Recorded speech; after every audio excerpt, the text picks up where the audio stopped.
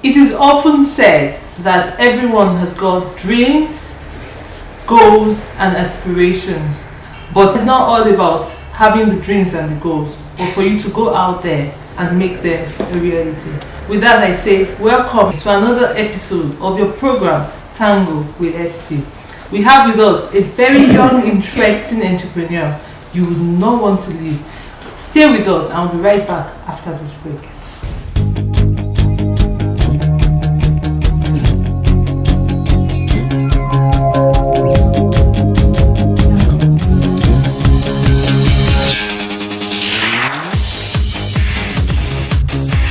I always say, Tango with St. Today, a beautiful episode because we have a beautiful soul with us. Tango with St.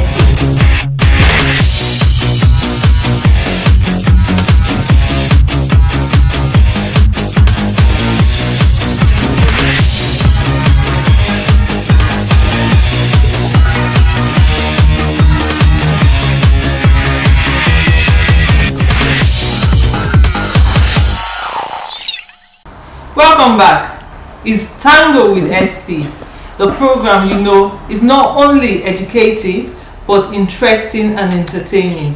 Like I said before we went on the break, we have with us a very interesting lady, Miss Omo Faith Oshodin. Omo Faith Oshodin, you're welcome to Tango with St. Now, who is Omo Faith Oshodin? An entrepreneur, an adventure traveler, a writer, a painter, a creative, with a very strong passion for life and living life, loving it and working hard. Living life, loving it and working hard. Talking about being an entrepreneur, how did it come about? Okay. What was it before now for Omo Faith Oshodin?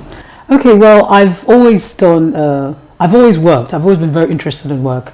And in regards to being an entrepreneur, I think I'm a natural entrepreneur. Because I remember at the age of 11 or so, at the age of 7, 8, when I was with my mom, when we lived in the UK. And she would send me to go to the shops to buy something called Kinder Egg. And whenever I get there, I will take the egg. It's a chocolate egg with a toy in it. I will take out the toy, melt the chocolate, wrap it, sell the chocolate, sell the toy separate to my friends. And then I remember another time I was 11, whenever it rained, there would be all these puddles and tadpoles, and my mates used to like to come and look at it. Later on, I decorated it and started charging them to see it. So I think it's been inborn, being an entrepreneur. So for how long have you been doing this? Okay, now in regards to 366. Yeah. 366 is 3 years. I just wanted it to come like 366. What is 366 all about? Okay, 366 is a professional gift firm whereby we cater to all things gifting, pretty much all expressions of gifting. Everybody gives gifts. I mean, you could have the most, no matter how out there the idea is, we'll cater to it. We have over 120 categories of hampers.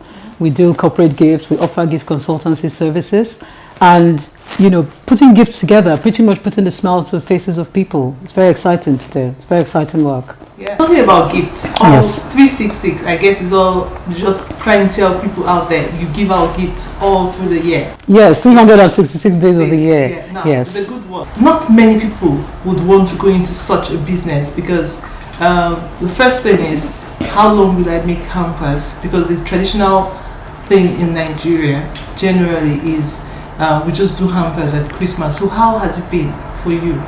Well, it's been very exciting because people realize that it's pretty much giving gifts, and people give gifts 366 days of the year, including the leap year.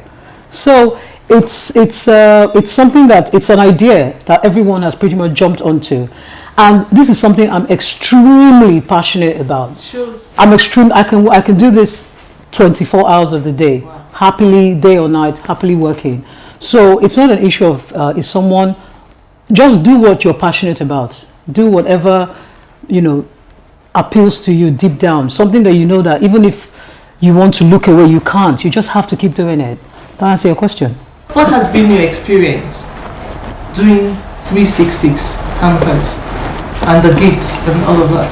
You know, like now in Nigeria, we've got people who normally would want to say, I can't do this because I'd rather work. You handle events, Yes. and you get to meet people who would want you to do this, want you to do that. So how often do you get such offers? You are watching Tango with St. Well, we get them quite frequently because the quality of our work speaks for itself. We're not just putting gifts together. We apply excellent craftsmanship. In each gift we put together, science is involved, art is involved, logic is involved, philosophy is involved, psychology is involved. So it's our excellent craftsmanship that actually sells our work. And everybody wants something good. That's the truth of the matter. And as long as you're doing what you're doing and you're doing it right, definitely, people will definitely come on board. So what, has there been any kind of competition for you? No. And I'll tell you why. What I do is so different, is so original that it's sure there are people that do hampers and do gifts, but what we do, we are a gift firm. We're 100%, we cater 100% to this, and it's pretty much based on you. Our gift is for you. Our gift is for whoever needs it, whoever is a recipient, be it one person, 100 people, 500, 1,000 people, whoever is the recipient, that's what the gift is based on. Now, so there's so much love and passion put into each gift that we send out. So I don't know about competition. If the competition will be if someone has the same joy, I don't know, in doing it. Maybe that's where it comes from. But so far, I haven't seen any. Okay, so now what that keeps you at the edge. And we haven't even started. We haven't even started. So before you go right on, I want you to tangle on that. Okay. While we go on the short break. Okay. If you just joining, you're wondering who this damsel is. It's Faith Omo Oshodin. She's an entrepreneur and the CEO of 366. You don't want to go anywhere. We'll be right back after this break. Today on our Game Changers segment on this program, we have Godswill Obot Akpabio. I'm sure that name rings a bell. Godswill Obot Akpabio was born on the 19th of December 1962 at Okada in Akwa Ibom State of Nigeria. On the 29th of May 2007, he assumed office as governor-elect of Akwa Ibom State and was re-elected in 2011 for a second term. As governor, he distinguished himself as a silent but very active performer when it came to delivering on his mandate as promised. Akwa Ibom International Airport is now reputed to have one of the longest runways in Nigeria, with the commencement of international flights. He has also put in place the maintenance, repair and overhaul of facilities to serve not only the state but also the West African sub-region. Akwa Ibom State, under Godswill Obot Akpabio, now boasts of an architectural masterpiece e-library, which is the first in West Africa. The project is a component of the free and compulsory education policy under his administration, which impact has been phenomenal, or would you rather say outstanding, as it also has a multimedia conference hall including facilities for teleconferencing from around the globe. The highest quality project by Godswill Akpabio was the construction of Nigeria's most modern Akwa Ibom International Stadium, which was nominated for the Stadium of the Year Awards in 2014. 31 local government areas of the state experienced life-touching projects which included the electrification of rural areas, which raised electricity coverage to about 85%, as over 1,600 communities became linked to the national grid. To crown all of the aforementioned, his administration constructed over 290 brand new roads, including flyovers springing up in different parts of the state to ease vehicular movement and enhance the state's aesthetics. A visit to the state today will confirm without any iota of doubt that Godswill Obot Akpabio is indeed a game changer given the state's uncommon transformation. And that's it for our Game Changer segment today. It has been on Godswill Obot Akpabio. Welcome back. If you're just joining, it's Tango with St with your Queen of Talk, Stella. Omo Faith Oshodin is still here with us. Before we went on that break, you were talking about your packaging and being at the top and you're leading, right? Yeah. That's the whole in Forbes Africa. Yeah. And what? Well, also you can find us in Forbes Africa. So this has given us a wider reach around Africa. We're getting calls from Kenya for franchises. We're getting calls from different parts of Africa, South Africa. So we are everywhere. We've been running in Forbes Africa for 6 months. And this has really, really blown us up. So when we say Faith, we're on top, how we're on long top. have you been doing this? 3 years and 3 months. I started from a biscuit tin, from a very small biscuit tin, right from absolute rock bottom scratch. That's where the business started from. A lot of people say to do any kind of business, right? You don't need money. All you need is the passion. How true is that? Okay. In a way, I would say 65% true. Because passion is extremely important. You have to like what you are doing. It makes no sense otherwise. Otherwise, why are you doing it? There's no point. If you don't have that passion, if you're not committed to what you're doing, there's no way that it's going to make any headway. There's no way, you know. And money is important as well. Of course, money is important. But money should not be what gets you out of bed every morning. What gets you out of bed every morning should be how to add value. You know, you wake up and you see this, you're like, oh, this is so nice. Okay, if I give this to a client now, this will look like, but if I add this, it will look definitely a lot better. So you need to think of adding value. And once you are conscious of adding value all the time, once everything you're doing, you believe in adding value, at the end of the day, money is going to come. Yeah, if you chase money first, you probably miss it. You may go for a little while and then, you know, you peter out. But if you follow value, if you're value driven, as in 100% neurotically value driven, money will definitely follow. Now, I wish I could just let you go on and on and on and on.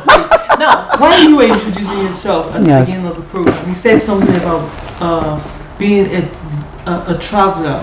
How well traveled are you? I would say reasonably traveled, and I think it has more to do with the experiences of my travel. So what has it been like for you? Well, I've done a few interesting things in my personal life. Can we just...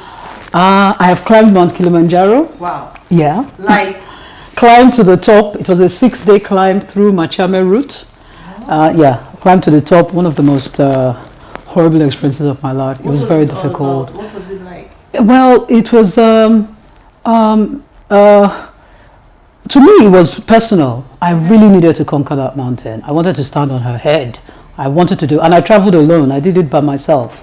I didn't go with anybody. Did you just leave Nigeria? Like... Yes, that I was going to. Yes, I was going to climb Kilimanjaro. I did. I first of all did Egypt. Okay. I went to the pyramids. I entered inside. I lay inside the sarcophagus of Pharaoh. I wanted to do that for myself. And then after that, I went to Arusha. I went to climb Mount Kilimanjaro. Came down from Kilimanjaro. I went to Zanzibar. I spent a few days there. I went swimming with the dolphins in the Indian Ocean. Yeah, and then I went to Kenya.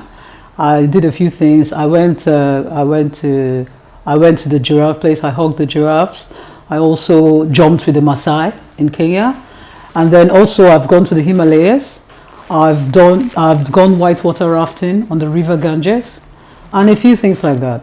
Okay, now. I went to Taj Mahal, and I've been to the home of Gandhi, Mahatma Gandhi, as well, and a few others. Lovely experience. Yes, it was. We've talked about all of this. Tell the viewers out there that you're a great tourist. Now, speaking about tourism in Nigeria, Yeah. where would you place it on a 1 to 10 rating? 2. Why? You mean 1 being the lowest and 10 being the highest? Yeah. 2. Why? Okay. Nigeria has such huge potential. You can't even imagine how huge it is. And we have oil. But if we could just apply a bit of what we have inwards, just to develop infrastructure and create a few things, I mean, we could make so much money from tourism. At some point, one time, the oil is going to run out anyway, sooner or later. So we have to really start looking at other things. Nigeria is such a rich nation, so diverse. We have human capital, we have natural resources, and so many other things. I mean, if you look at most of the great black people in the world, great Africans, out of 1 in 3, a Nigerian is present. And we've practically conquered almost every sphere you can think of worldwide. But I don't know why we're not applying it inwards, you know. It's just, there's such a lax attitude that, oh, you know, it's all, people are not really value driven anymore. It's all money, money, wow, let me get money, money, money, money. At the end of the day, I think we have, it is a country with such huge potential. And it's almost, look at Dubai, okay? Okay. If we apply 1/10 of what Dubai applied to develop their place, if we apply that into Nigeria, Nigeria is going to be one of the greatest countries. I mean, when I'm talking of, I mean serious countries, it's going to be one of the top countries in regards to everything, anything you can think of. You are watching Tango with St. I'd like you to tango on that, because the next time we come back, we're going to talk about your experience in hotels when you travel. Ah, okay. It's Tango with St.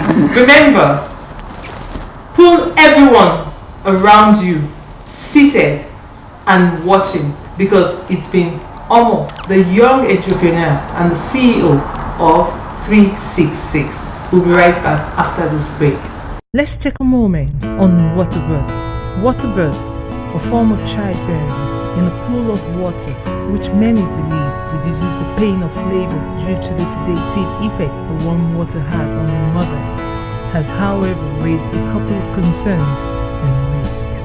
According to an article written by the Royal College of Obstetricians and Gynecologists, there might be a theoretical risk of water embolism, which occurs when water enters the mother's bloodstream. Though the British Medical Journal is 95% confident in the safety of water births, they see a possible risk of water aspiration. If the baby is experiencing stress in the birth canal, or if the umbilical cord becomes kinked or twisted, the baby might gasp for air with the possibility of inhaling water. This, however, will be a rare occurrence because babies do not normally inhale until they are exposed to air. The final potential risk is that the umbilical cord could snap as the baby is brought to the surface of the water. This can be prevented by using caution when lifting the baby up to the mother's chest. And so, if you decide on water birth, take precautions. And that's it on this segment. Welcome back. Without much ado, we're going right back to Omo Faith Oshodin. Now, back to you. We're going to talk about your experience in hotels, because you've been traveling, you're well traveled from all that you've talked about, you know. You get into a hotel, the first thing you look out for once you check into a room, what is it? First thing I look out for when I check into a room, I look at the layout, the view. I'm very conscious of views. Any hotel I get into, I always choose high floor city view. I'm very, very conscious of the view. Okay, now, yeah. I've talked with a lot of people, and they say, some say we've got 5-star hotels, 2 stars, 3 stars. Some say we don't even have any in Nigeria. How true is that? Oh, there's no 5-star hotel in Nigeria. That much is settled. I'm not even sure about 4 stars. Okay. What's your idea of a 5-star hotel? Burj Al Arab. Well, that's 7 actually. 5-star hotel will be maybe Sankara Hotel, Taj Mahal Palace Hotel in Mumbai, India. That's a 5-star hotel. We've got a couple of boutique hotels around the world, you know. Do you see such hotels in the next couple of years in Nigeria? Oh, definitely. Sure. I know you're talking about boutique hotels, but some nice hotels are coming.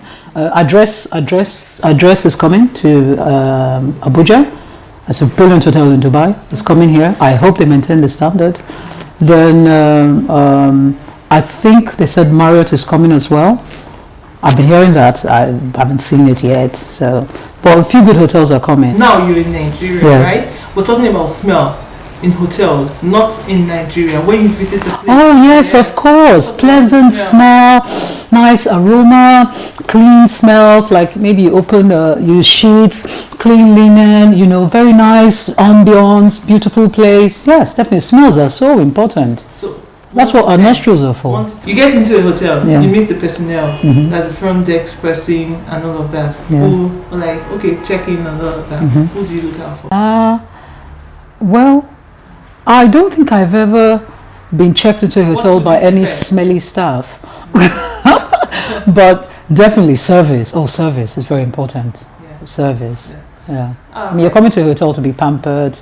It's a home. It's technically meant to be a home away from home. So the service has to be excellent. Excellent service. So important. Now, you know, a lot of people like, okay, doesn't matter as long as the smell is nice, you know. And because I've done a research before, and most people like the smell. They don't talk about the ambience, the servicescape, how receptive the personnel they are, but they just want the smell. Oh, I'm here to be pampered. You have to spoil me. All right, Faith. Yes, please. If you have to give a message out there to entrepreneurs or those who are still working but been trying to let me go do my thing and they're struggling with it, what would be your message? Okay, to those who are working, look, there's never a time to not start. If you want to start, you see, pretty much it's fear of the unknown that keeps a lot of people in safe jobs. Just come out and jump in feet first. You have to take a chance. I mean, if you don't take a chance, how do you move forward? There's this saying, I think it's a traditional African saying, the tortoise that doesn't bring his head out of the shell doesn't move. You have to take a chance. If you don't take a chance, how do you move in? You can't play it safe all the time, you know. You have to take a chance, and you just might surprise yourself that chance you take, that's just where your break is. That's where it's going to happen. The magic happens. Like they say, the magic happens outside of your comfort zone. You need to step out of your comfort zone. You have to experience life in all its totality. Otherwise, what's the point, really, you know? Yeah. So if you're in an office, just start. Come out and just start. And know that as you've started, this is it. 100%, you have to commit to it and just do it. But just start. Just start. All right, so last words, just a few lines. Tourism industry in Nigeria. Your message? Well, I think we need to apply our money inwards to develop our infrastructure, you know. That's why you see even expatriates, when they come here, they don't leave. Nigeria is a fantastic country. Let's just develop what we have, you know. To the ladies out there who presume that they cannot succeed or survive without applying their physicality, you know, into whatever they're doing. You really can succeed with your head. Your brain can really get you ahead in life. Your brain, your craft, or whatever it is you're doing can get you ahead without compromising yourself physically. You really can do that. In this country, yes, it is possible. So what I want to say, everybody, never stop believing. Believe in yourself, and your body is not for sale. You give it out as a gift to the person that deserves it. That's it. All right. Omo Faith Oshodin, thank you for being on set of Tango with St. I hope you had a nice time. I did. Yeah. So that has been Omo Faith Oshodin, the young entrepreneur and the CEO of 366. Like she said, you need to believe in yourself. Don't listen to anybody who says it's not going to work. Like I always say, stay out of trouble. Do all that you have to do to succeed. And remember, send me a message on tangowithst@gmail.com and tweet Tango with St. You know I would always respond. Till I come your way again next time, I love you. Keep a date with us on Tango with St. I remain your queen of talk, Stella, signing out. Bye.